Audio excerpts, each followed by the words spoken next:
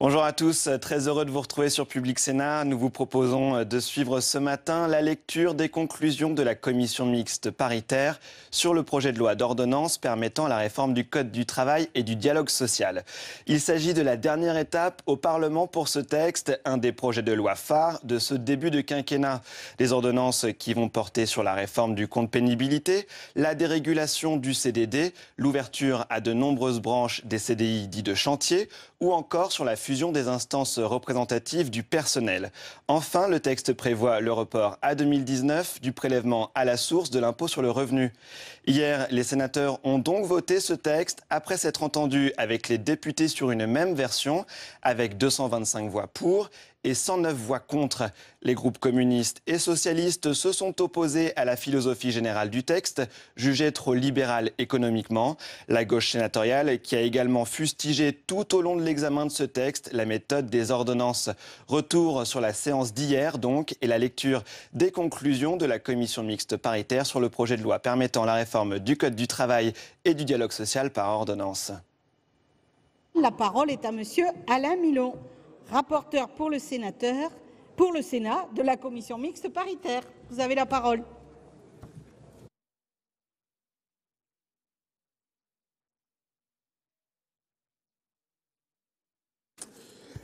Oui, Madame la Présidente, Madame la Ministre, mes chers collègues, un mois après la présentation en Conseil des ministres du projet d'habilitation à prendre par ordonnance des mesures pour le renforcement du dialogue social, la commission mixte paritaire chargée d'examen de ces dispositions restantes en discussion s'est réunie lundi à l'Assemblée nationale.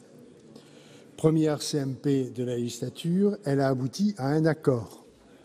Je tiens à cette occasion à saluer la qualité du travail réalisé avec les députés et notamment avec le rapporteur de la commission des affaires sociales, Laurent Pietraszewski. Loin de toute considération doctrinaire, nous sommes parvenus à rapprocher les positions de nos deux assemblées. Conscients de la nécessité de faire aboutir ce texte dans les meilleurs délais pour permettre au gouvernement de se consacrer pleinement à la rédaction des ordonnances, nous avons adopté un texte de compromis qui conserve néanmoins l'essentiel des apports du Sénat. Mais, et là je rajoute une petite phrase en rendant hommage à mes collaborateurs, n'oublions jamais ce que disait René Char, l'essentiel est sans cesse menacé par l'insignifiant. Vous le savez, nous approuvons la philosophie de ce texte qui s'inscrit dans la continuité des travaux menés par notre Assemblée depuis 2014. Ce projet de loi ne répond pas néanmoins à toutes nos attentes. Il laisse de côté plusieurs sujets essentiels, à l'instar de la fixation par accord de la durée hebdomadaire du travail ou l'assouplissement du temps partiel et des seuils sociaux. Nous n'avons pas pour autant souhaité les introduire dans ce texte afin de rester dans le périmètre des habilitations demandées par le gouvernement. Les travaux du Sénat ont donc visé à encadrer et à préciser ces dernières à travers l'adoption en commission puis en séance publique de 68 amendements. Ainsi, à l'article 1er, nous avons prévu un motif spécifique pour tout licenciement d'un salarié qui refuse l'application d'un accord collectif. En CMP, nous avons précisé que ces salariés bénéficieront de droits renforcés à la formation. Soucieux de développer le dialogue social dans les petites entreprises dépourvues de délégué syndical, nous avons invité le gouvernement à définir de nouvelles modalités pragmatiques de conclusion des accords collectifs sans méconnaître les prérogatives des organisations syndicales. En outre, le texte adopté en CMP mentionne explicitement la possibilité pour l'employeur, comme le Sénat l'avait proposé, d'organiser une consultation des salariés pour valider un accord, tout en reconnaissant ce même droit aux organisations représentatives dans l'entreprise. Si nous nous sommes montrés très favorables à la création d'une instance unique de représentation du personnel à l'article 2, nous avons souhaité préciser ses règles de fonctionnement. Nous avons ainsi fixé à 3 le nombre maximal de mandats successifs des représentants du personnel, sauf exception prévue par la loi, tout en renforçant leur droit à la formation. Nous avons également veillé à garantir la transparence de ces comptes et soumis le recours à l'expertise à une mise en concurrence préalable. En CMP, nous avons confirmé la possibilité de créer en son sein une commission spéciale chargée de questions d'hygiène, de sécurité et de conditions de travail afin de garantir la protection de la santé des salariés. À l'article 3, le point le plus débattu a été celui du périmètre géographique du licenciement économique. Le texte adopté par la CMP, fidèle à nos travaux, pose comme principe que la cause économique d'un licenciement devra désormais s'apprécier dans un périmètre national lorsqu'une entreprise appartient à un groupe international. Autrement dit, l'employeur, sous le contrôle du juge, devra justifier du motif économique du licenciement envisagé à l'aune de la situation des entreprises du groupe situées en France et relevant du même secteur d'activité. Nous avons toutefois laissé au gouvernement la possibilité de déterminer d'éventuels aménagements à ce principe et de retenir, par exemple, le périmètre de l'entreprise en cas de cessation d'activité, voire de redressement ou de liquidation judiciaire. Notre Assemblée avait également invité le gouvernement à mieux prendre en compte les besoins des travailleurs handicapés. Ainsi, nous avions prévu que les personnes handicapées devront avoir accès au futur site d'information sur le droit du travail. L'instance unique devra en outre être mieux associée aux décisions d'employeurs en matière d'emploi des personnels handicapés. Nous avions par ailleurs souhaité qu'ils bénéficient du développement du télétravail. Ces apports n'ont, fort heureusement, pas été remis en cause en CMP, tout comme les dispositions introduites au Sénat à l'initiative du gouvernement.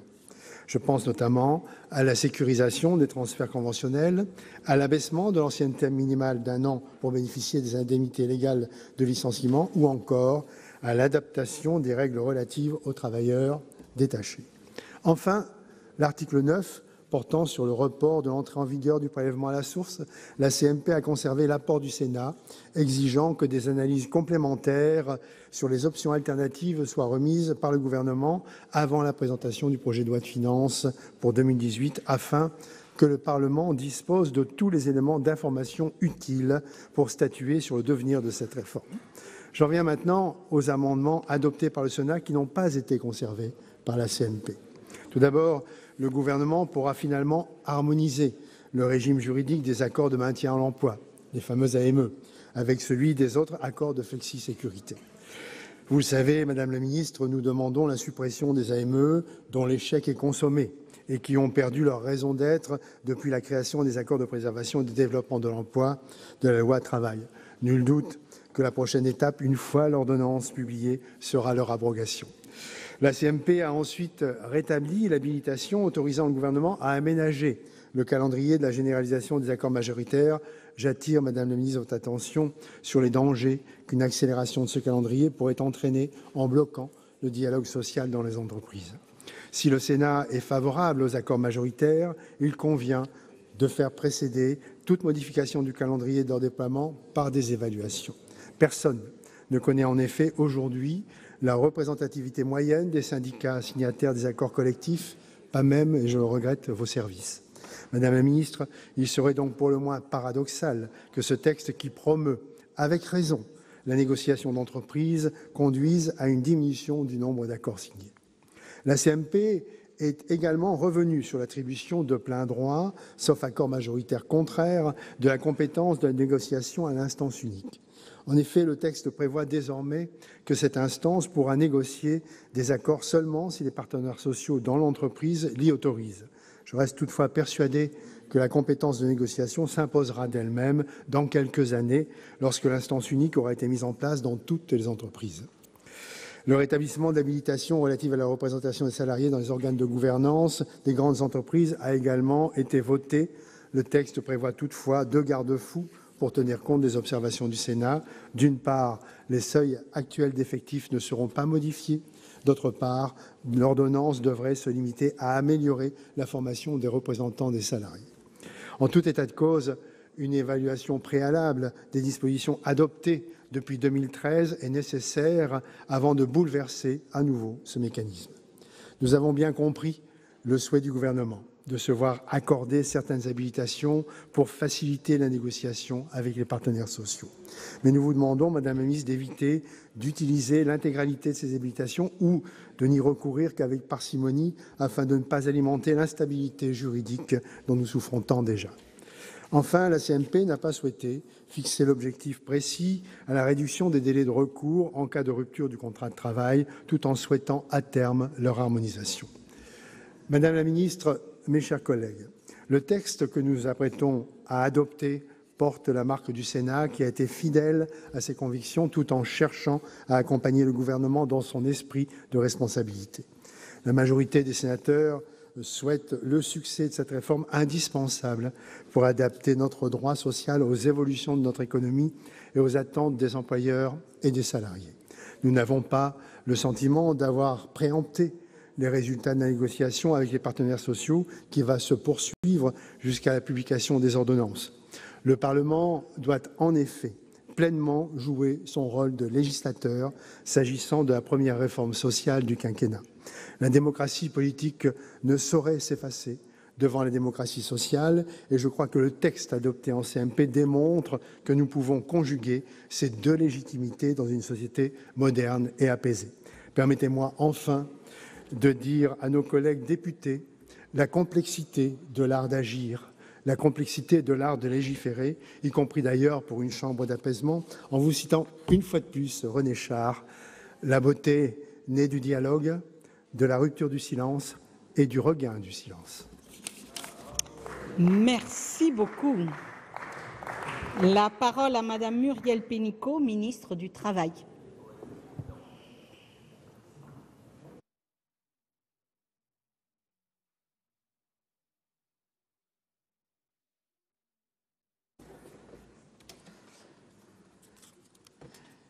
Madame la Présidente, Monsieur le Président rapporteur, cher Alain Milon, Monsieur le rapporteur pour avis, Mesdames et Messieurs les sénateurs, j'aime beaucoup René Char, mais j'avais une autre citation. La pensée naît d'événements de l'expérience vécue et elle doit leur demeurer liée comme au seul guide propre à l'orienter, écrivait Hannah Arendt. C'est ce qui a orienté notre pensée et nos débats sur le projet de loi d'habilitation que je soumets à votre vote aujourd'hui. Mesdames et Messieurs les sénateurs, ce sont, et je m'en félicite, nos expériences individuelles et collectives qui fondent les décisions prises sur ces textes. Vous avez enrichi nos discussions de votre expérience accomplie d'élu, car vous êtes en permanence en contact avec nos concitoyens, mais aussi leurs représentants locaux, à l'écoute de leurs inquiétudes et de leurs attentes face à un monde en profonde mutation. Votre expérience de parlementaire, en particulier sous la précédente mandature, où vous avez examiné plusieurs réformes du Code du travail, a en outre permis d'apporter des éclairages techniques indispensables à la qualité de nos échanges. Et je tiens à vous en remercier tout particulièrement. Nos discussions se sont nourries aussi de la diversité de nos expériences professionnelles, en tant que parlementaires, et pour certains, qui ont été salariés, membres d'instances de représentation du personnel, employeurs, et dans des entreprises de tailles différentes, dans des secteurs d'activité différentes, en France ou à l'étranger. C'est aussi tout ce qu'a amené l'alliage de la démocratie politique et de la démocratie sociale. Enfin, nos discussions ont été chargées, au bon sens du terme, de notre expérience collective dans le temps, c'est-à-dire de notre histoire et des valeurs de la République qui fondent notre modèle social. Mais c'est dire aussi la conviction d'une majorité d'entre nous, vous l'avez rappelé, Monsieur le Président rapporteur, de la nécessité impérative de rénover profondément notre modèle social pour l'adapter aux défis d'aujourd'hui et de demain, tant pour les entreprises que pour les salariés. Je pense que nous étions tous conscients, lors de nos débats, de l'urgence d'agir, car changer le regard de l'entreprise, le regard sur l'entreprise, instaurer un climat de confiance indispensable à la création d'emplois et au dialogue social nous est indispensable. Le souci du pragmatisme, c'est-à-dire la volonté d'apporter des solutions opérationnelles aptes à répondre aux défis de notre temps, c'est ce qui nous guide, mais c'est aussi des réponses adaptées à toutes les tailles d'entreprise et aux différentes situations de salariés. Le pragmatisme est indissociable du dialogue, vous l'avez rappelé. Penser qu'une mesure sera opérationnelle suppose exige de consulter ceux qui vont l'appliquer au quotidien, qui vont la vivre. C'est pour ça que l'accord obtenu en commission mixte paritaire sur le projet de loi d'habilitation, qui consacre des orientations pragmatiques, est le fruit d'un dialogue à la fois du Parlement, mais aussi avec les partenaires sociaux dans le cadre des concertations. Ce processus, nous avons souhaité allier étroitement et de façon interactive démocratie politique et démocratie sociale, n'est pas terminé puisque viendront fin septembre les ordonnances et ensuite le projet de ratification. La méthode choisie, cette concertation, est le reflet de la philosophie du projet de loi lui-même, puisque le cœur de ce projet de loi d'habilitation et des ordonnances qui en découleront repose sur la confiance dans la capacité des partenaires sociaux, employeurs, salariés et leurs représentants, à trouver, par le dialogue, comment répondre aux besoins de liberté et de protection à la fois des entreprises et des salariés. Cela suppose un dialogue social renforcé, avec des acteurs responsabilisés, mieux formés, dans un cadre structuré, lisible et décentralisé. C'est ce qui permettra de trouver au plus près des terrains des solutions qui concilient l'impératif de compétitivité et l'exigence de justice sociale, c'est-à-dire, en un mot, à faire converger l'économique et le social. Évidemment, le dialogue, au Parlement comme avec les partenaires sociaux, ne signifie pas forcément qu'il y a accord sur tout et encore moins unanimité, même si certains sujets ont recueilli l'unanimité sur ces bancs. Je pense en particulier à la meilleure prise en compte de l'égalité hommes-femmes, mais aussi des personnes en situation de handicap. Je souhaite à ce propos remercier la sénatrice Dominique Gillot d'avoir porté ces dispositions qui ont été ensuite adoptées à l'unanimité. Je pense donc que nous pouvons être collectivement satisfaits de cette étape d'alliage entre démocratie sociale et démocratie politique, sans préjuger les étapes ultérieures.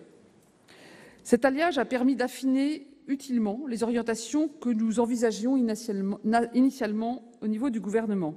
Je retiendrai plusieurs exemples de ce que les débats ont fait évoluer dans notre conception de ce projet. Sur le premier volet, qui est dédié à l'articulation entre l'accord d'entreprise et l'accord de branche et l'élargissement sécurisé du champ de la négociation collective, les débats ont permis d'aller dans le sens de la décentralisation de la négociation, mais en renforçant non seulement l'accord d'entreprise, mais aussi l'accord de branche, pour tenir compte en particulier du très grand nombre de très petites et moyennes entreprises dans notre pays. D'où notre souci aussi partagé de renforcer le processus de restructuration afin que les branches soient toutes actives et performantes. Par ailleurs, je pense qu'un fil rouge de nos discussions a été porté tout au long de nos débats, c'est la situation spécifique des TPE-PME. Elle transparaîtra dans la rédaction des ordonnances, de sorte à garantir l'effectivité des droits pour tous les salariés et les employeurs, sans alourdir la charge administrative des petites entreprises. C'est tout l'esprit de la réforme du compte professionnel de prévention, qui allie justice sociale et simplicité pour les petites entreprises, qui sera portée à travers la loi d'habilitation. Sur le deuxième volet, qui est relatif à la clarification des instances de représentation du personnel, vous avez été particulièrement sensible à la nécessité de régénérer le dialogue social en introduisant une limitation du nombre de mandats syndicaux, que vous avez d'ailleurs fixé dans la commission mixte paritaire à 3, en permettant une dérogation, notamment pour les petites entreprises, car il est parfois difficile d'y trouver les salariés désireux de participer aux instances représentatives. Aussi devons-nous aussi renforcer la formation, mais aussi les parcours professionnels des représentants du personnel pour avoir un dialogue social de qualité et pour susciter des vocations afin de le faire perdurer. C'est l'objet de la mission que j'ai confiée à M. Simon Pauly, président de l'association Dialogue, et dont les recommandations auront vocation à se trouver dans les ordonnances. Vous avez également insisté sur la prise en compte de la spécificité de la taille ou du secteur d'activité des entreprises, qui devrait conduire, dans certains cas, à l'instauration d'une commission spécialisée au sein du comité social et économique, commission spécialisée dédiée à la santé et à la sécurité au travail. Ce caractère stratégique et opérationnel du comité social et économique, qui fusionnera comité d'entreprise, délégué du personnel et CHSCT, se trouvera renforcé, là où c'est nécessaire, par l'existence de cette commission qui pourra, en amont, préparer de façon beaucoup plus approfondie ces travaux et donc veiller à la protection des salariés de façon aussi exigeante qu'aujourd'hui. Enfin, sur le dernier volet, consacré à la sécurisation des relations de travail, Outre l'accès simplifié au droit avec le Code du travail digital, vous avez aussi approuvé les dispositions permettant de lever incertitudes juridiques qui, de par leur caractère anxiogène, brident l'embauche. C'est l'enjeu de la sécurisation de la procédure de licenciement pour éviter le recours systématique au contentieux, qui est néfaste tant pour l'employeur que pour les salariés, tous deux suspendus à des décisions de justice, parfois aléatoires, on l'a vu, et qui les privent de se projeter dans l'avenir. C'est pourquoi nous souhaitons encourager la conciliation en amont, mais c'est aussi pour ça que nous souhaitons augmenter les indemnités légales de licenciement et clarifier le barème de dommages et intérêts. L'accord trouvé en commission mixte paritaire n'est pas, vous l'avez dit, je le répète et je le prends pour mien, n'est pas un blanc-seing. C'est un mandat que vous nous donnez et qu'il appartient au gouvernement de respecter et de mettre en œuvre, sous l'œil vigilant du législateur et des partenaires sociaux, et à travers vous, mesdames et messieurs les sénateurs, de tous nos concitoyens.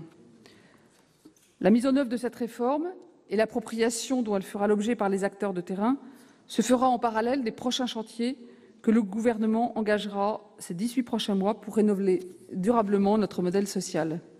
Je les ai déjà annoncés.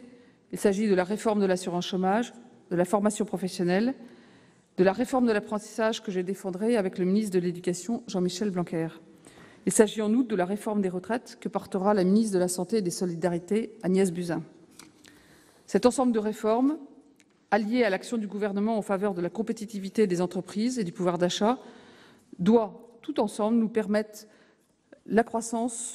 que la croissance de retour dans l'Hexagone soit pleinement porteuse d'emplois. Il nous faut non seulement réussir la croissance, mais qu'elle soit riche en emplois, car souvent, la France a une croissance moins riche en emplois que certains des autres pays de l'OCDE. Ces réformes sont interdépendantes, car elles constituent le terreau sur lequel nos entrepreneurs pourront pleinement exprimer leur potentiel d'innovation, de création d'emplois, de promotion de l'excellence du savoir-faire et de la créativité de la France partout dans le monde. Plus de liberté, plus de protection, grâce à un dialogue social renforcé au plus près du terrain, c'est le sens de la loi que j'ai l'honneur de soumettre à votre vote aujourd'hui. Et c'est la démarche, l'esprit dans lequel nous engagerons les réformes à venir. Au terme de cette première phase du long chantier de rénovation que nous venons d'entreprendre, je souhaite remercier toutes celles et tous ceux qui ont participé à ce débat. Je tiens tout particulièrement à saluer la rapidité et l'efficacité avec lesquelles le président rapporteur, Alain Milon, a maîtrisé parfaitement la technicité de ce dossier. Vous êtes fait applaudir par vos collègues sur ce sujet, à juste titre, mais aussi la qualité de son écoute et de sa disponibilité. Je tiens aussi à remercier, au nom de mon collègue Gérald Darmanin, le rapporteur pour avis sur l'article 9, Albéric de Montgolfier. Je souhaite par ailleurs saluer les présidentes et les présidents de séance qui ont permis que la discussion de ce texte se déroule dans de bonnes conditions et dans un très bon climat. Je tiens à remercier aussi les services de la séance, les huissiers, qui m'ont d'ailleurs enseigné les spécificités du vote solennel que je ne connaissais pas, et merci de me l'avoir enseigné. Je tiens enfin à saluer le travail remarquable et la disponibilité des administrateurs des commissions concernées, sans lesquels nous ne serions pas là aujourd'hui. Enfin, je sais que le mandat de certains d'entre vous touche à sa fin, ce qui vous privera de poursuivre nos échanges en ce haut lieu de la République sur la rénovation de notre maison commune que constitue le modèle social français, si vous ne vous représentez pas. Mais je sais que si vous n'avez pas la possibilité de revenir sur ces bancs, votre engagement politique se poursuivra sous d'autres formes, car nous sommes convaincus, même si nos points de vue diffèrent parfois, et c'est le signe d'une démocratie vivante, que le modèle social français doit enfin être une réalité au quotidien pour l'ensemble de nos entreprises et de nos concitoyens. Car nous devons faire vivre la promesse républicaine de l'émancipation individuelle et collective, afin que chacun puisse se réaliser. C'est pourquoi nous rénoverons notre modèle social, pour que la liberté d'entreprendre aille de pair avec le renforcement de l'égalité des chances, toutes deux fondements de la fraternité. Notre ambition commune, et je sais que vous la portez pleinement, c'est de faire que la France, forte de son héritage et de ses valeurs, puisse trouver et inventer en permanence sa propre voie vers un modèle social ambitieux et rénové, en phase avec les enjeux de notre temps, aujourd'hui et demain. Je vous remercie. Merci, Madame la Ministre. Dans la suite de la discussion générale, la parole est à Monsieur Jean-Louis Touraine pour le groupe socialiste et républicain.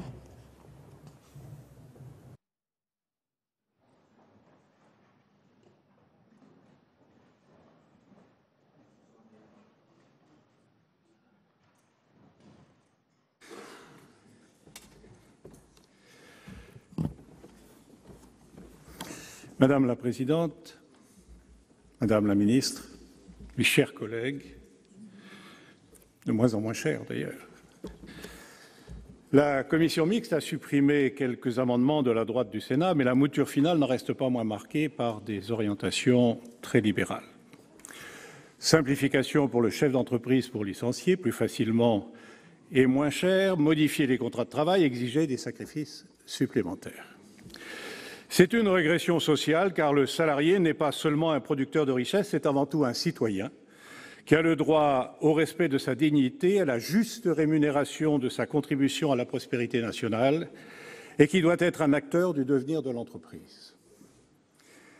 Ainsi, aux ambitions exprimées urbi et orbi de favoriser la compétitivité et en même temps d'accroître la sécurité professionnelle, seules des latitudes nouvelles sont octroyées aux entreprises en détricotant les dispositifs qui protégeaient les salariés des abus, de l'arbitraire et de la précarité. Tout concourt à la réduction de l'implication syndicale, instrument nécessaire à l'expression de ceux qui ne sont pas entendus. La fusion des IRP, une manière de diminuer la représentation syndicale, le nombre d'heures affectées, le nombre de délégués syndicaux, de représentants du personnel. La dilution des CHSCT est un danger pour les salariés et partant pour l'entreprise. Vous dites offrir les mêmes compétences aux commissions, comment y croire? Il suffisait de conserver les CHSCT. Limitation du nombre de mandats. Négocier face à un professionnel exige non seulement de maîtriser la matière juridique, les évolutions de carrière, le droit du travail, mais aussi d'apprendre sur le tas les stratégies et les écueils à éviter. La vertu n'inspire pas toujours chacun de nos concitoyens. Vous dites confiance. C'est votre slogan maintes fois répété, mais la confiance s'aspérite. Croyez-vous que votre texte soit de nature à l'instaurer? Les négociations collectives sans représentants syndicaux ni mandatement, la porte ouverte à tous les abus, toutes les pressions. Parce que 96%, dites-vous, des PME, TPE n'ont pas de délégué syndical, osons dire que parfois elles ne le souhaitent d'ailleurs pas. N'oublions pas qu'en cette période de chômage élevé, une grande inquiétude étreint les salariés. 83% craignent de perdre leur emploi. Ce n'est pas sans conséquence sur les votes extrêmes. C'est dire si chacun d'eux se sent vulnérable et plutôt contraint à une certaine complaisance. Quelle valeur aura alors un accord d'entreprise accepté dans l'angoisse? Il y aurait eu une certaine grandeur, Madame la Ministre. Il y aurait eu une autre grandeur. Il aurait eu une autre grandeur, le défi que vous auriez pu vous lancer de favoriser le développement de la représentation syndicale. Mais vous faites l'inverse en lui déniant dans les faits toute utilité. Le référendum à la main du patron, contrairement à l'affirmation selon laquelle ça existe déjà, la consultation effectuée par le chef d'entreprise est une aide à la décision mais n'a pas de valeur légale. Vous voulez la lui donner pour des licenciements sans souci, l'élargissement du travail de nuit, des contrats de travail modifiés, des conditions dégradées. Le projet de loi va fabriquer de la précarité et de la régression sociale. La présomption de légalité de l'accord d'entreprise conduira le juge à restreindre son contrôle sur les accords collectifs. La réduction des délais de recours manifeste une volonté de limiter le nombre de victimes demandant réparation. Le plafonnement de l'indemnisation du préjudice subi suite à un licenciement constitue un vrai déni de justice. Vous nous donnez comme alibi ou justification des rapports de 1 à 3 selon l'Express, voire de 1 à 4 dans d'autres cas, pour des situations que vous dites semblables. Alors que les jugements sont individualisés, aucune situation ne ressemble à aucune autre. L'analogie avec la justice pénale est totalement injustifiée. La justice pénale prononce des sanctions contre des auteurs de délits. Il s'agit ici de victimes. Et les victimes dorénavant n'auront pas droit à pleine et entière réparation. Vous nous dites pour justification les délits graves échappent au plafonnement parce que vous pensez qu'un licenciement, ce n'est pas une tragédie pour le salarié, pour sa famille. Combien en sortiront meurtris, humiliés et plafonnés dans leur droit de réparation? La pénibilité, vous introduisez une dichotomie regrettable entre les professionnels exposés alors qu'il s'agit de la santé, de l'intégrité physique et mentale et de la durée de vie des ouvriers concernés. Vous abandonnez le choix de la prévention quand il s'agit de s'attaquer à la plus grande injustice qui soit. Les difficultés d'appréciation sont bien réelles, mais votre attitude est constante. La cause est juste, dites-vous, mais elle est difficile à satisfaire. alors on abandonne la cause. Et les contrats de chantier, la précarité sans la prime de précarité et la confiance dont vous avez bénéficié, j'ai peur que vous soyez en train de l'éroder par ces mesures par trop déséquilibrées. Vous voulez gagner la croissance en fragilisant les salariés. Vous récolterez la révolte des salariés et une économie de nouveau à la peine. Merci. La parole à Monsieur Jean Desésar, non inscrit. Mais vous avez le temps. On vous attend.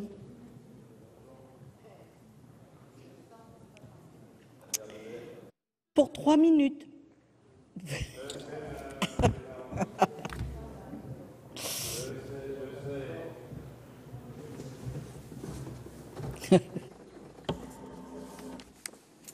Oh, pardon.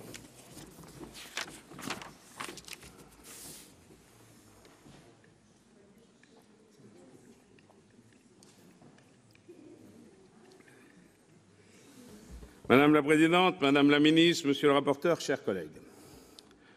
L'encre de la loi El Khomri à peine sèche, le premier gouvernement Macron s'en inspire, s'engouffre dans la brèche et continue le démantèlement du Code du travail, bousculant les formidables garde-fous dont l'ancienne ministre du Travail nous avait tant vanté la solidité.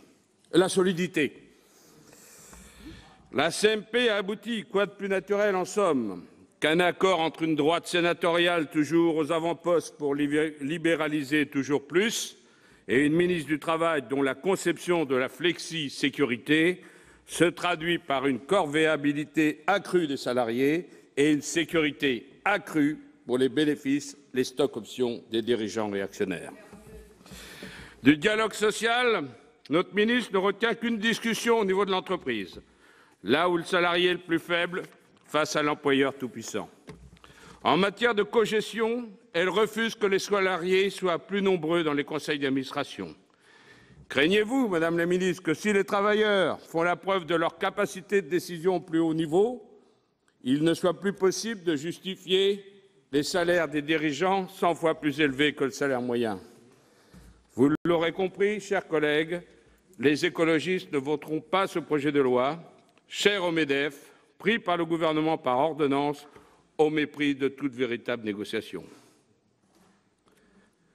Madame Bricq, remarquable idéologue du parti En Marche, vous parliez jeudi dernier de l'importance de la formation professionnelle. Mais qu'a-t-on fait sous le gouvernement précédent, dont vous étiez déjà une émérite défenseur? J'ai proposé au Sénat, qu'il l'a voté à la quasi-unanimité en avril 2015, une résolution sur la mise en place d'un GPS pour l'emploi, recensant les offres d'emploi non pourvues, analysant les causes pour proposer des solutions, en particulier en matière de formation. Qu'a fait ce gouvernement de cette proposition, Madame Bricq? Rien, rien de rien. Quel gâchis! Collègues, c'est ma dernière intervention dans cet hémicycle où, je le reconnais, j'ai tant aimé débattre pendant ces 2 mandats. Mais je ne puis m'empêcher de ressentir un grand dépit quant à l'efficacité parlementaire. Le cadre de travail de notre institution est de haute qualité, à tous les niveaux, dans tous les services, de l'agent à l'administrateur principal. J'ai pu l'apprécier. Les sénatrices et sénateurs, collègues, sont dans l'ensemble assidus, compétents, intelligents, je peux en témoigner. Mais quelle énergie dépensée pour un résultat législatif bien maigre! L'entonnoir de l'exécutif est extrêmement étroit. Presque toutes les propositions sont écartées. Je termine, Madame la Présidente. Chers collègues, je nous souhaite une réforme en profondeur du fonctionnement de nos institutions. Sans cela, le discrédit du politique s'amplifiera, la déqualification du parlementaire perdurera. Bonne chance à la nouvelle Assemblée. Je vous remercie. Merci. Alors, la parole à Madame Nicole Bricq pour le groupe La République En Marche. Merci Madame la Présidente. Madame la Ministre, je vais d'abord m'adresser à mes collègues et bien sûr à la Présidente. S'il est un moment privilégié dans la vie d'un parlementaire, c'est de participer à une commission mixte paritaire et a fortiori, Monsieur le Président rapporteur, quand elle est conclusive. Parce que on dispose pour une fois d'une entière liberté. On est mis en face de sa responsabilité. Nous savons qu'il n'y a pas de mandat impératif pour un parlementaire. Il faut choisir la voie la meilleure pour arriver à un compromis positif. Et quand on veut, on peut. Et nous l'avons montré tout récemment à propos de ces ordonnances. Et parce que nous sommes loin des pressions que peuvent exercer un groupe d'appartenance partisane ou, et c'est souvent le cas pour la majorité, de l'exécutif. Donc, le parlementaire a sa liberté et sa responsabilité. Alors, je vais rapidement regarder ce que donne ce travail conclusif de la CNP en quelques points forts. Je vais les rappeler à nos yeux, le groupe En Marche. Ils sont au nombre de 6. Je ne m'y attarderai pas, le débat, nous l'avons eu longuement et je remercie du reste toutes les autorités sénatoriales de l'avoir mené avec sérieux. Alors, le premier point, c'est une articulation claire, franche et sécurisée entre accords de branche et accords d'entreprise, entre accords d'entreprise et contrats de travail. Je crois qu'on y voit très clair maintenant et cela manquait. Le deuxième point, c'est un principe, la négociation collective, qui est privilégiée à la décision unilatérale de l'employeur, ce que certains peuvent, à juste titre, quelquefois, parce que ça existe encore, malheureusement, un certain arbitraire patronal. Le troisième point, c'est un meilleur accès, ça me paraît essentiel, au droit du travail, pour les TPE et les PME, salariés comme employeurs, qui ont bien quelquefois du mal à s'y retrouver dans le maquis législatif et réglementaire. Le quatrième point, et c'est à mes yeux le plus important, c'est le renforcement du dialogue dans l'entreprise par la mise à niveau de la connaissance et de l'appréciation pour les salariés de la stratégie économique et en même temps sociale de leurs entreprises. C'est le principe de la fusion des instances avec une place à part réservée dans cette instance de ce qu'on appelle le CHSCT. Ensuite, il y a deux principes qui sont confortés, celui des accords majoritaires, dont le calendrier de la généralisation est accéléré, et celui, ô combien important, de la présence syndicale. À ce sujet, les deux rapporteurs ont fait mouvement vers des compromis et ils y sont arrivés. Alors, plus délicate, je le reconnais, le dernier point, était la définition du périmètre des licenciements économiques. C'est là où les pas étaient les plus difficiles. Les rapporteurs ont su sortir, et ça me paraît essentiel, de leurs couloirs respectifs. Ils ont accepté de quitter les postures habituelles et ce n'était pas facile, je le reconnais, pour le rapporteur sénatorial. Et vous avez su, avec votre collègue rapporteur pour l'Assemblée nationale, Patrevski, trouver une formule qui laisse effectivement une marge d'appréciation. C'était important. Alors pour le groupe La République En Marche, notre objectif est atteint. L'exécutif que nous soutenons fermement garde sa latitude de réactivité aux propositions des partenaires sociaux et à sa capacité d'agir, ainsi que de poursuivre, Madame la Ministre, la transformation de notre modèle social en donnant, et c'est important, chers collègues de César, toute sa place, et pour moi elle est prépondérante, à la formation professionnelle, parce que c'est la véritable sécurité du salarié, de celui qui doit affronter les mutations du monde économique et qui doit y trouver sa place, car nous savons que ce n'est ni le statut ni le contrat de travail qui protégeront les travailleurs, mais leur formation, leurs compétences, leur mobilité, dans une économie largement mondialisée où les mutations sont à l'œuvre. Et je pense que dans cette économie mondialisée, c'est vraiment ma conviction, la France doit y retrouver sa place et les Français leur chemin, pour autant qu'ils retrouvent confiance en elle, la France, et en eux, car ils ont toute capacité pour être au premier rang. Merci. La parole à Monsieur Dominique Vatrin pour le groupe communiste, républicain et citoyen. Vous avez la parole.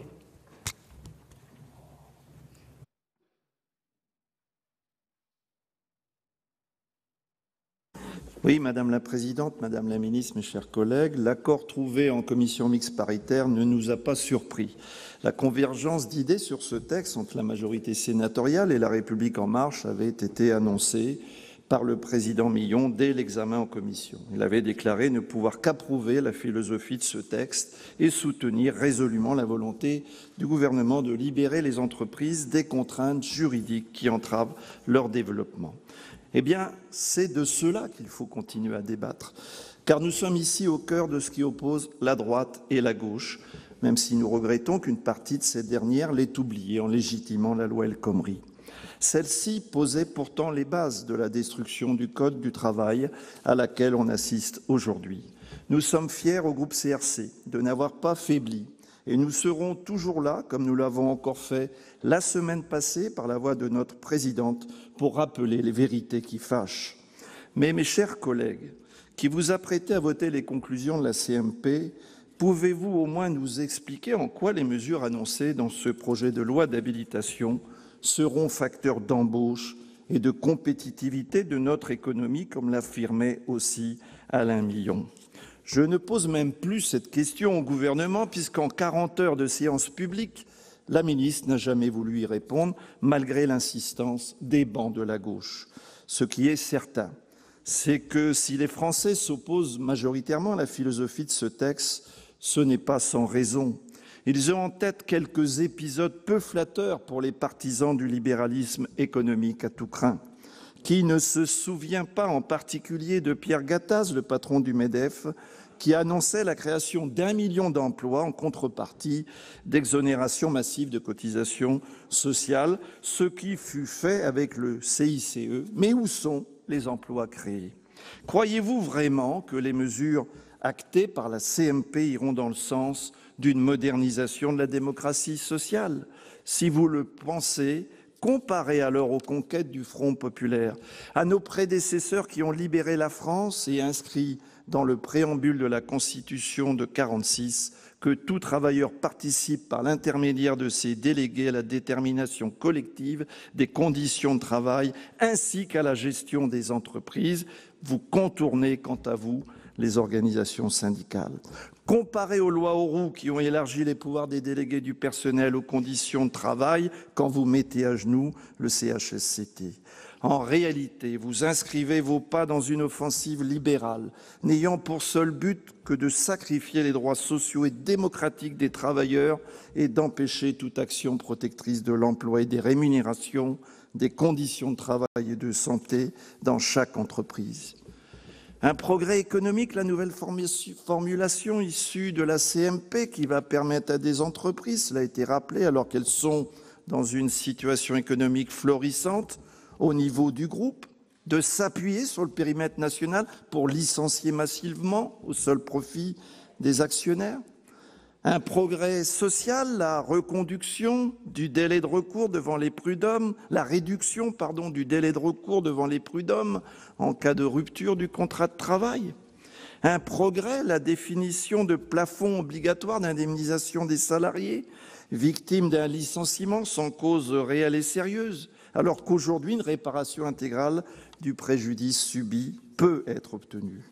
Un progrès social et économique, la généralisation potentielle du CDI de chantier à de nouveaux secteurs d'activité qui conduira à précariser ceux-là même qui auront un CDI. Un progrès, la nouvelle articulation des normes du droit du travail qui aboutira à confier aux branches ce qui relevait jusque-là de la loi, les contrats courts par exemple, et affirmera la primauté de l'accord d'entreprise sur les normes conventionnelles et sur le contrat de travail. On en connaît à l'avance les conséquences, le licenciement non économique pour un salarié qui refuserait une dégradation de ses droits et un risque non négligeable de dumping social orchestré par les grands groupes. Rappelons-le, mes chers collègues, le Code du travail est un outil de protection du salarié face à son employeur et pas un instrument d'amplification du chômage ou d'accélération de la rentabilité financière des entreprises. Et ce n'est certainement pas en retirant des droits aux salariés que vous résoudrez les difficultés, elles, très réelles, vécues par les entreprises, en particulier les plus petites, l'incertitude économique, les délais de paiement, l'accès au crédit bancaire ou les difficultés, par exemple, à recruter du personnel qualifié et compétent. Oui, je le redis, il y a indigence à penser qu'une amélioration de la productivité pourrait résulter de la réduction des droits des salariés. Quelle vision à courte vue! Nous proposons exactement l'inverse, car l'entreprise est aussi un bien commun dont le développement durable nécessite l'adhésion et l'engagement de tous, et en premier lieu de ceux qui produisent les richesses. Nous avons la conviction contraire que votre projet s'adresse bien davantage aux patrons du CAC 40 qui réalisent des milliards d'euros de profit qu'aux salariés dont le SMIC ne sera pas révalorisé cette année. Le journal L'Humanité de ce jour explique comment les rémunérations complémentaires des dirigeants de grands groupes sont fondées sur le strict intérêt des actionnaires. C'est ainsi que 8 des 10 membres du comité de direction de Danone ont pu bénéficier de 4,8 millions d'euros de plus-value. Indécent pour les salariés et leurs familles auxquels vous demandez en permanence des sacrifices. Pour eux, pas de stock option, mais une force et une intelligence au travail qui doit au contraire être respectée et valorisée. C'est comme cela que l'on améliorera l'efficacité économique et non l'inverse. Notre combat n'est donc pas terminé. Il se poursuivra ici dans l'hémicycle lors de l'examen du projet de loi de ratification des ordonnances et nous serons aussi présents le 12 septembre dans la rue aux côtés des salariés et des syndicats qui s'opposent à ce projet de casse du Code du travail que nous rejetterons dans quelques instants par un vote unanimement contre du groupe communiste, républicain et citoyen. Merci. La parole à Madame Françoise Laborde pour le groupe RDSE.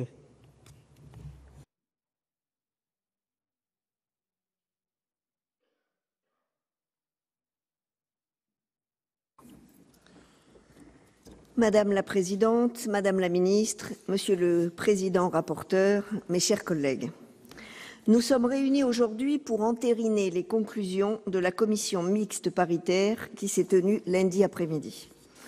Si nous pouvons nous féliciter des débats constructifs et de l'adoption d'un texte commun, nous sommes plus circonspects quant à la méthode employée.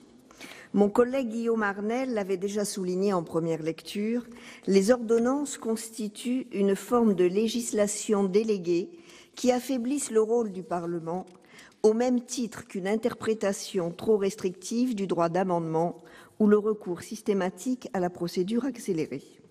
D'autant qu'il s'agissait à l'origine d'une procédure exceptionnelle destinée à faire face à une situation urgente et pour un délai limité seulement. C'est la raison pour laquelle les sénateurs du groupe du RDSE sont réticents, je le répète, au fait de donner un blanc-seing au pouvoir exécutif, quel qu'il soit, surtout lorsqu'il s'agit d'une réforme d'une telle ampleur et que la concertation avec les partenaires sociaux se poursuit. Sur le fond, la majorité des membres du RDSE partagent les grandes orientations de votre réforme qui vise à offrir plus de souplesse aux entreprises tout en protégeant les salariés. Nous devons en effet faire preuve de pragmatisme et adapter notre droit du travail à la réalité économique actuelle si nous voulons nous attaquer au chômage de masse que la France connaît depuis plus de 3 décennies. Car pour nos concitoyens qui y sont confrontés, le chômage est une véritable souffrance. Au-delà de la perte d'un salaire, le chômage constitue aussi la perte d'un lien social et une atteinte à l'estime de soi. Selon une étude de l'INSERM de 2015, en France, aujourd'hui, 10 000 à 14 000 décès par an sont imputables à l'absence d'emploi et une véritable augmentation du nombre de décès par suicide. Alors oui, inverser durablement la courbe du chômage est une impérieuse nécessité. Lors de sa réunion, la commission mixte paritaire a confirmé plusieurs avancées proposées à l'Assemblée nationale et au Sénat.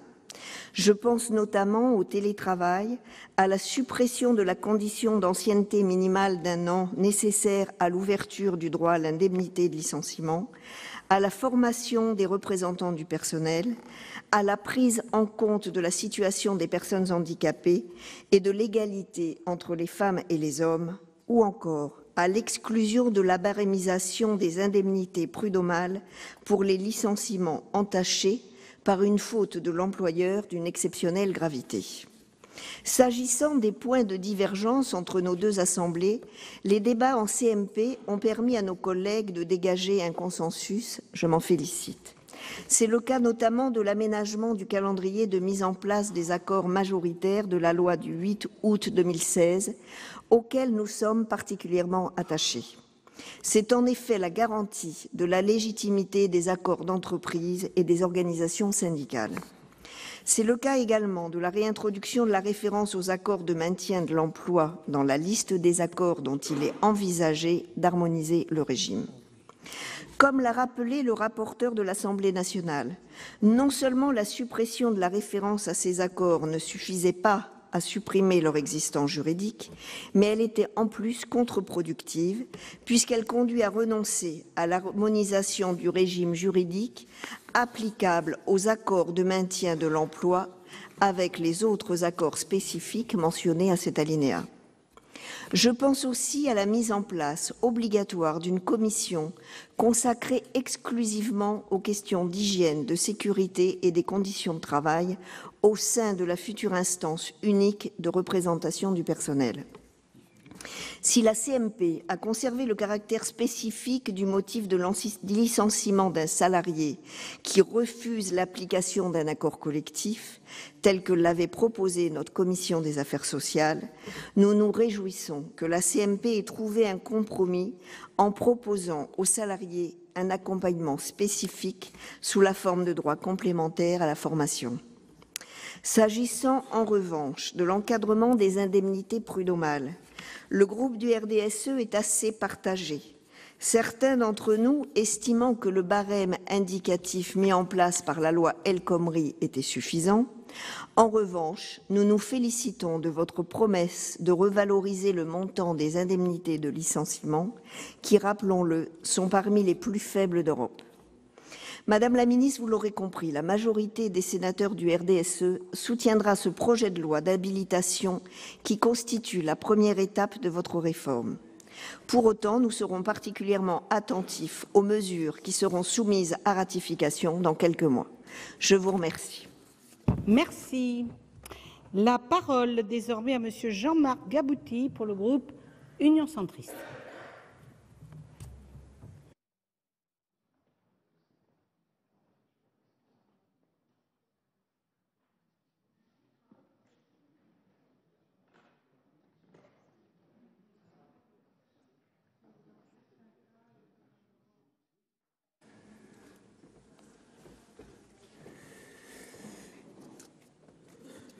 Madame la présidente, madame la ministre, monsieur le rapporteur, président de la commission des affaires sociales, mes chers collègues, ce projet de loi d'habilitation permettant au gouvernement de prendre par ordonnance des mesures pour le renforcement du dialogue social s'inscrit dans un objectif plus large de rénovation de notre modèle social. La modification du Code du travail, l'allègement des contraintes supportées par les entreprises, la réorganisation des outils du dialogue social, certes, ne créent pas directement d'emplois, pas plus d'ailleurs que le CICE, mais ont pour vocation de stimuler le désir d'entreprendre, d'investir et au final de favoriser le développement des entreprises et de l'activité économique de notre pays. La création d'emplois est la conséquence de ce processus qui s'inscrit dans un temps long, contrairement aux temps politiques et médiatiques qui ne sont souvent appréhendés que dans le court terme. La rapidité des évolutions technologiques, la révolution numérique, la multiplication des échanges financiers, économiques et humains représentent des bases factuelles d'un monde qui change et auquel nous devons permettre à notre économie et à nos entreprises de s'adapter. Tourner le dos à cette réalité et à ces évolutions dans un réflexe protecteur et protectionniste nous conduirait inévitablement sur la voie du déclin, avec toutes les conséquences néfastes que cela suppose sur le plan économique et social.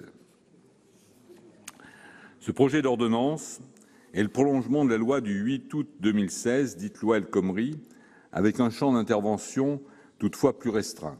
D'autres textes viendront compléter cette évolution, notamment en termes d'apprentissage, de formation professionnelle, d'assurance chômage et de retraite. Cependant, à défaut d'une réécriture complète du Code du travail telle qu'elle avait été envisagée dans la loi El Khomri, il me paraîtrait indispensable de procéder à un toilettage simplificateur de ce code en supprimant nombre de dispositions inopérantes, complexes, qui ne relèvent pas toujours de la loi, avec des précisions excessives qui pourraient venir limiter de manière trop contraignante le champ des négociations de branches ou d'entreprises. En ce qui concerne les domaines qui doivent être traités dans ces ordonnances, nous nous félicitons de la volonté du Gouvernement de prévoir des mécanismes opérationnels, c'est-à-dire des mécanismes qui pourront facilement trouver une traduction concrète dans la négociation sociale et le fonctionnement des entreprises. Il faut en effet éviter des dispositifs parfois basés sur des intentions louables, mais difficilement applicables, donc peu utilisés. Je pense en particulier aux AME, les accords de maintien de l'emploi, que le Sénat souhaitait supprimer, même si au final nous acceptons la formule d'harmonisation avec les accords de préservation et de développement de l'emploi, harmonisation que vous souhaitez mettre en œuvre. Même si nous maintenons quelques réserves ponctuelles sur ce projet de loi, la version qui est aujourd'hui soumise à notre approbation nous paraît satisfaisante dans les principales orientations qu'elle préconise, notamment en ce qui concerne les modes de conclusion des accords d'entreprise, qui permettront d'en augmenter sensiblement le nombre, en particulier dans les PME et TPE, en ouvrant ces accords, en l'absence de délégués syndicaux, aux délégués du personnel et, en dernier ressort, à une consultation directe des salariés. Le périmètre à prendre en considération pour évaluer les difficultés d'une entreprise, même si ce dispositif mérite quelques précautions complémentaires et peut-être quelques exceptions, les contrats à durée déterminée de chantier et d'opération, la fusion des instances de représentation des salariés qui va atténuer l'effet dissuasif de seuil pour les entreprises qui atteignent l'effectif de 50 salariés, la fixation d'un barème obligatoire pour les dommages et intérêts alloués en cas de licenciement sans cause réelle et sérieuse, à l'exclusion d'un certain nombre de situations, où la responsabilité et le comportement de l'employeur ne rentrent pas dans ce cadre-là, le traitement différencié de certaines mesures pour les PME et TPE. Dans cette loi d'habilitation, le Gouvernement et vous-même, Madame la Ministre, avez fait preuve à la fois de pédagogie et de compréhension. L'Assemblée nationale et le Sénat, dans le respect du travail respectif de nos deux assemblées, ont su faire des concessions mutuelles et trouver un compromis équilibré pour présenter aujourd'hui un texte commun validé par la commission mixte paritaire. Nous nous félicitons que de nombreuses propositions émanant du Sénat et en particulier de la commission des affaires sociales aient été retenues ou prises en compte dans la version finale. Nous le devons aussi à l'esprit très constructif dans lequel ont travaillé nos rapporteurs, que je tiens à féliciter. Le groupe Union centriste, et j'en suis persuadé, une majorité de nos collègues, se réjouissent de cette conclusion qui témoigne d'une démarche positive du Parlement à l'égard de la procédure des ordonnances, dont on aurait pu avoir le sentiment, a priori, d'être mis un peu à l'écart.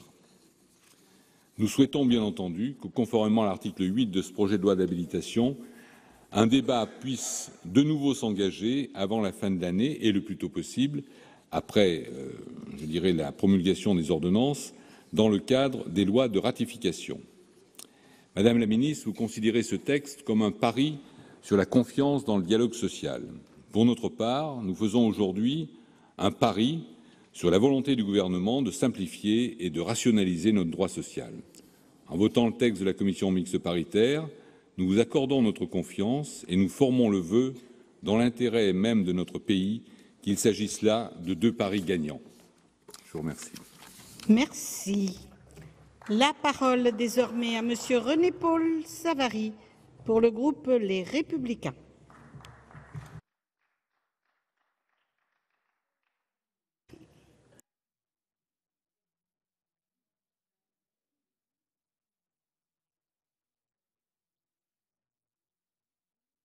Merci Madame la Présidente. Madame la Ministre, en premier lieu, qu'il me soit permis de remercier le docteur Milon, président rapporteur, pour ses commentaires toujours très pédagogiques.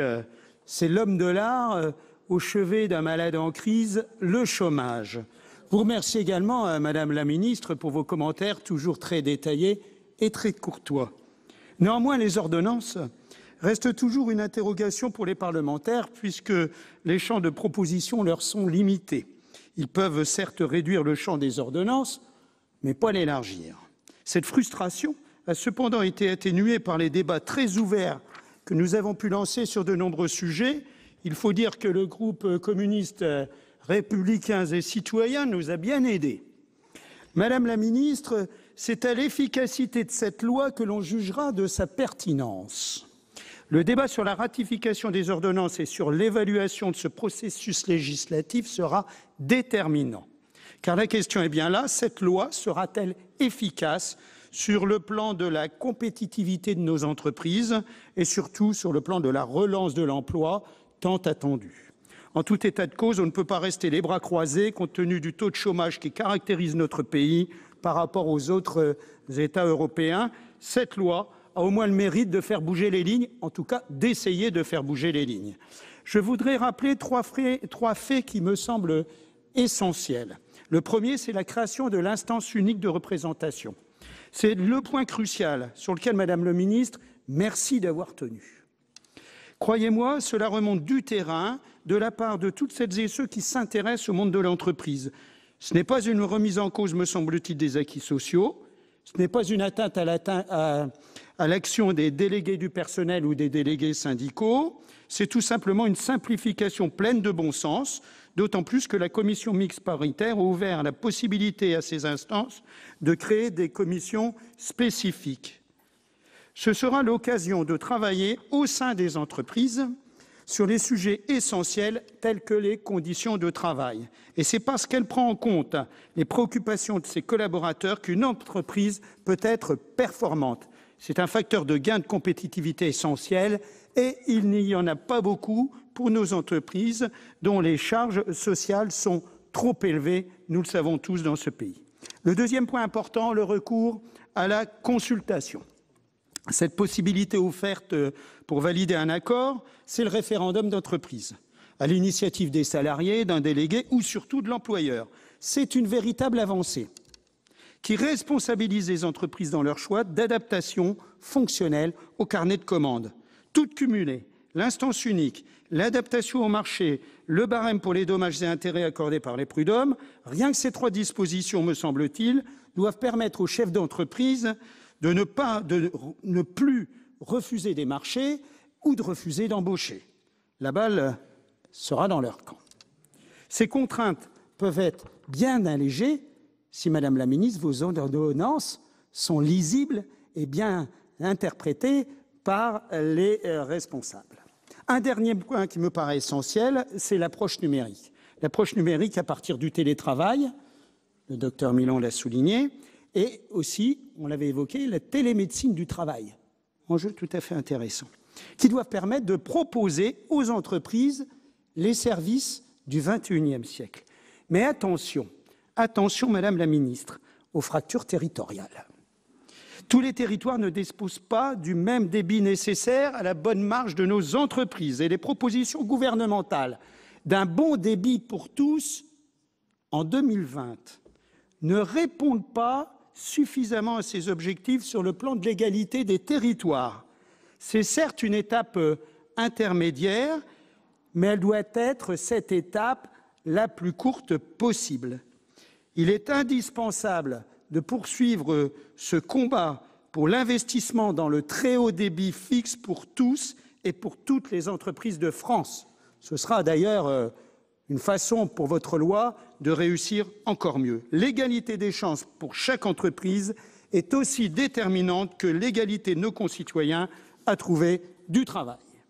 Madame la Ministre, même si vous n'avez pas retenu toutes les propositions adoptées par la Commission des affaires sociales du Sénat à l'initiative de son rapporteur, propositions toutes aussi pertinentes les unes que les autres, il n'en demeure pas moins que je voterai ce texte avec le sentiment d'avoir essayé d'amener une petite pierre à ce grand édifice qu'est la politique de l'emploi, qui, soit dit en passant, pourrait être décentralisé sur le plan régional. Merci. Merci.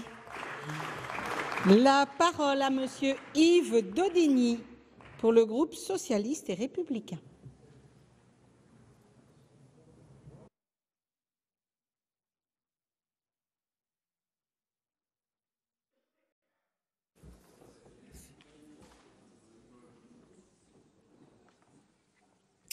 Madame la Présidente, Madame la Ministre, mes chers collègues, en cohérence avec l'appui apporté à la ministre El Khomri dans l'élaboration de la loi travail en 2016, j'exprime à nouveau, au nom de collègues du groupe socialiste et de moi-même, une approche favorable à la philosophie de ce projet de loi d'habilitation.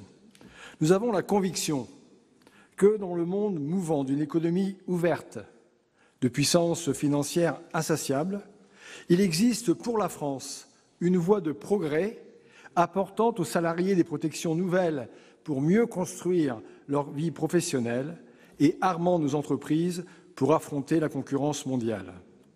Madame la Ministre, nous vous accompagnons quand vous affirmez que l'objectif est de renforcer le dialogue social. Nous avons néanmoins la conviction que cet objectif ne peut être atteint qu'en le liant étroitement au développement de la présence syndicale dans l'entreprise, des moyens donnés pour faire des syndicats les partenaires forts, responsables et incontournables du dialogue social. Ce projet doit être examiné dans un triple contexte. Celui de notre protection sociale, que vous aborderez successivement à travers l'assurance chômage au champ élargi, l'apprentissage, la formation, qui est la première protection des salariés et la première obligation des entreprises, les retraites et le pouvoir d'achat. Notre modèle social, bâti sur le principe de solidarité, possède des valeurs profondes qui ne peuvent être remises en cause. Toutefois, malgré un engagement financier global de 750 milliards d'euros, il n'efface pas le cancer du chômage et la précarité pour plusieurs millions de nos concitoyens. L'évolution amorcée avec la loi El Khomri vers des droits attachés à la personne plus qu'au statut peut être une réponse à l'impératif de mobilité de l'économie d'aujourd'hui. Le second élément de contexte est la réponse à cette interrogation: qu'est-ce que veut dire travailler de nos jours? Accès à la propriété de soi, réalisation personnelle, intégration dans la société, production d'identité et de rapports humains. Quand la perte d'un emploi est une tragique perte d'identité, la question du sens du travail demeure permanente. Celui-ci s'épuise souvent dans son organisation. L'emploi introduit une contradiction lorsque le salarié ne peut s'approprier son outil de travail. N'ignorons pas, par ailleurs, les souffrances qui s'y déploient: suicide sur le lieu de travail, mise au placard, arrêt maladie successifs, procès, burn-out, épuisement. Le troisième élément, c'est la confiance des salariés à rétablir dans l'entreprise. La capacité d'un employeur et de ses salariés à trouver le meilleur compromis à leur niveau, au bénéfice de leurs intérêts respectifs, est trop souvent négligée. Le dialogue social, s'il ne suffit pas, n'en demeure pas moins un élément qui donne du sens au travail. Sans nier le lien de subordination, écartons l'idée que l'entreprise ne serait qu'un lieu d'opposition et d'affrontement. J'en viens maintenant au texte lui-même. Plusieurs propositions de rédaction de l'article 1 adopté par la commission mixte paritaire recueillent plutôt de ma part un avis favorable. Ainsi, de la réintroduction de la référence aux accords de maintien dans l'emploi, de la précision des droits à la formation renforcée dont bénéficierait un salarié refusant de se voir appliquer les stipulations d'un accord spécifique, de la précision que le pouvoir de modulation du juge doit tenir compte aussi de l'intérêt des salariés, de la généralisation progressive des accords majoritaires dont l'objectif est de renforcer la légitimité des accords d'entreprise. Nous marquons par contre beaucoup notre opposition totale au recours à la consultation des salariés pour valider un accord à la seule initiative de l'employeur. Pour l'article 2, recueille plutôt un avis favorable la nouvelle rédaction de la fin de l'alinéa 2 définissant les conditions dans lesquelles une commission spécifique traitant des questions d'hygiène, de sécurité et des conditions de travail peut être créée au sein de l'instance unique. le fait de ne pas déléguer systématiquement, sauf accord contraire, la compétence de négociation aux représentants des salariés en présence d'un délégué syndical, le rétablissement d'une disposition relative à l'amélioration des conditions de représentation et de participation des salariés dans les organes d'administration et de surveillance des entreprises. Pour l'article 3, nous sommes plutôt favorables à la suppression, qui avait été introduite par le Sénat, de l'obligation de réduire d'au moins de moitié le délai de recours en cas de rupture du contrat de travail. Nous demeurons opposés à l'instauration d'un plafond et d'un barème aux dommages et intérêts accordés par les conseils de prud'homme en cas de licenciement sans cause réelle et sérieuse. Nous sommes par contre sensibles, nous attendons la suite, à l'introduction d'éventuels aménagements à la règle s'agissant de la prise en compte du périmètre national par le juge pour l'appréciation du motif économique, ce qui doit permettre de garder la prérogative d'appréciation du juge et éviter que les entreprises inventent des difficultés artificielles pour licencier. Madame la ministre, au regard de ces éléments, notre jugement définitif se forgera bien entendu à la connaissance de la rédaction des ordonnances. Je vous remercie. Merci. Alors, dernier orateur inscrit, Monsieur Philippe Mouillet, pour le groupe Les Républicains.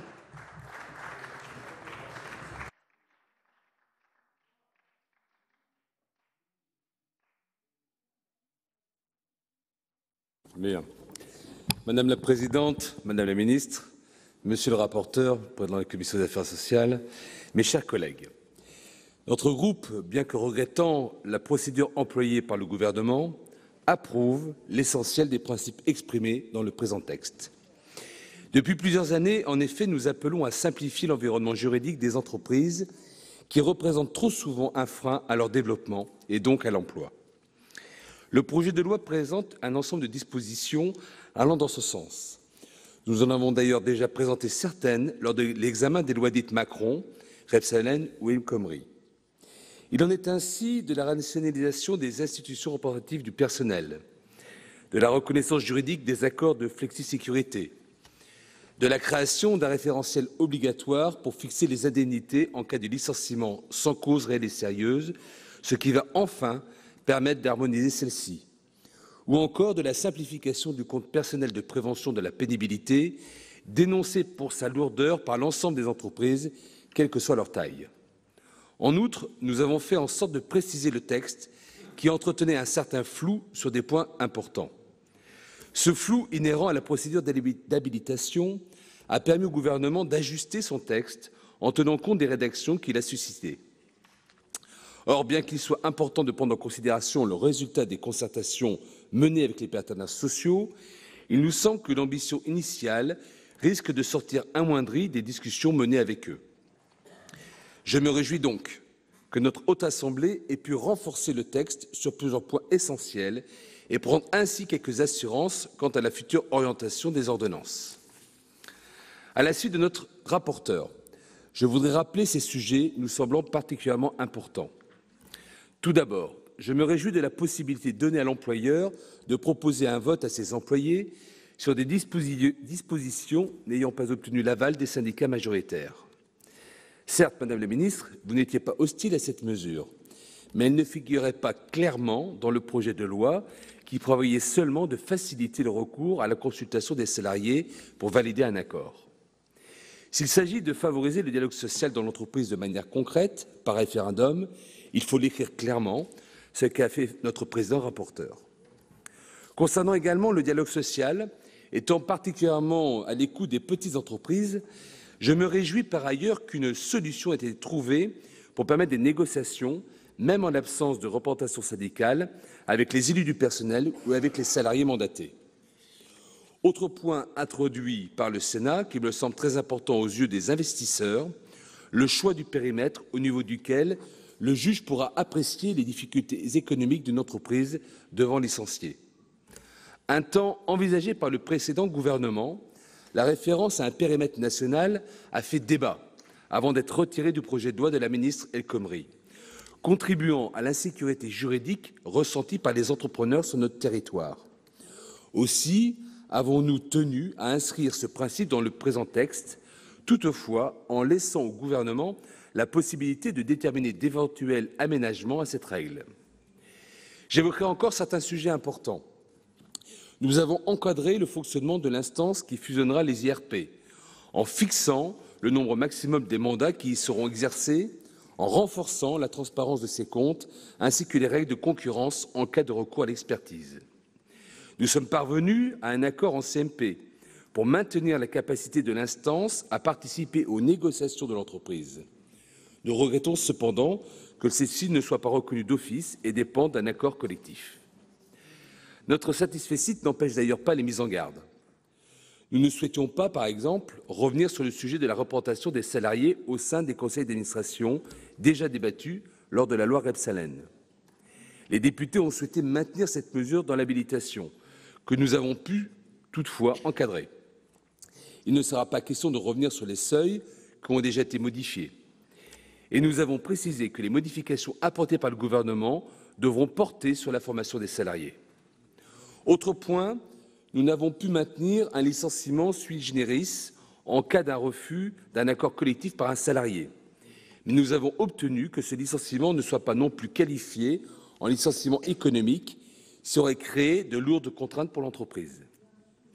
Nous souhaitons le meilleur accompagnement possible pour les salariés, mais nous serons vigilants que les règles fixées par ordonnance ne renforcent pas les contraintes pesant sur les entreprises. Je dirai encore un mot sur un débat que le gouvernement a souhaité rouvrir, celui de la généralisation des accords majoritaires. Nous avons contesté cette règle créée par la loi travail, car elle risque de bloquer le dialogue social dans les entreprises. Elle a d'ailleurs été fortement décriée par de nombreux intervenants entendus en audition.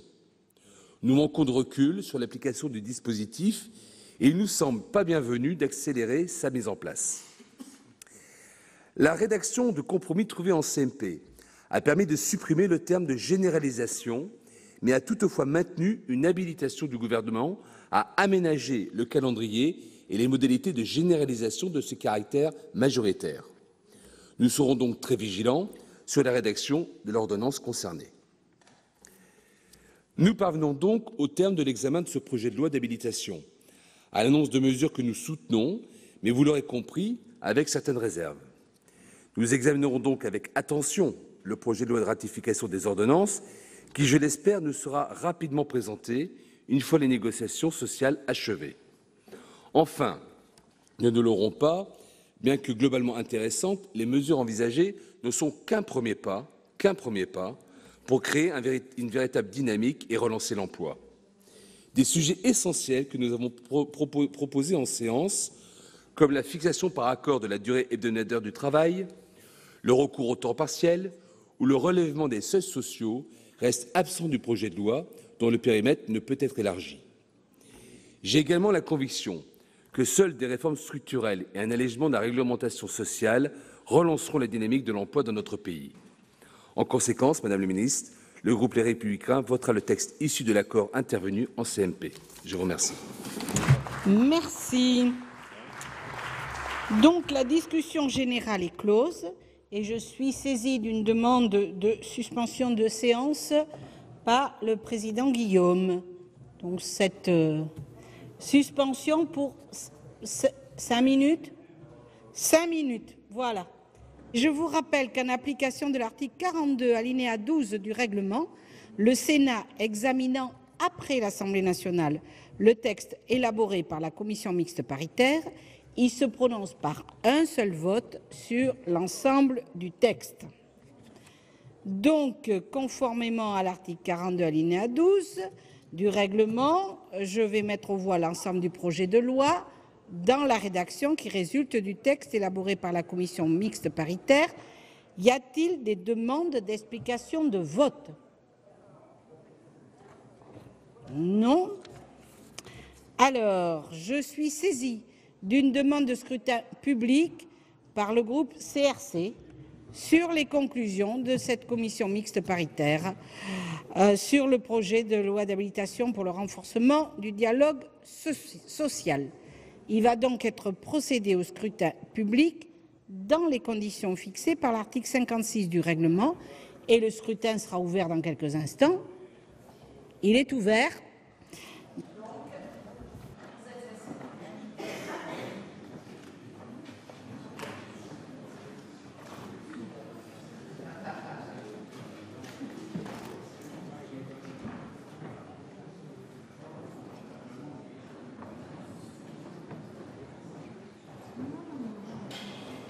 Je vais donc vous donner le résultat de ce scrutin. Il y avait 339 votants, pour 334 exprimés, pour 225, contre 109. Le Sénat a donc adopté ce projet de loi.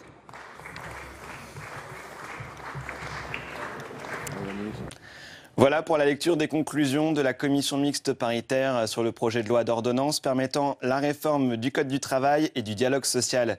Il s'agit, vous le savez, de la dernière étape au Parlement pour ce texte, un des projets de loi phares de ce début de quinquennat.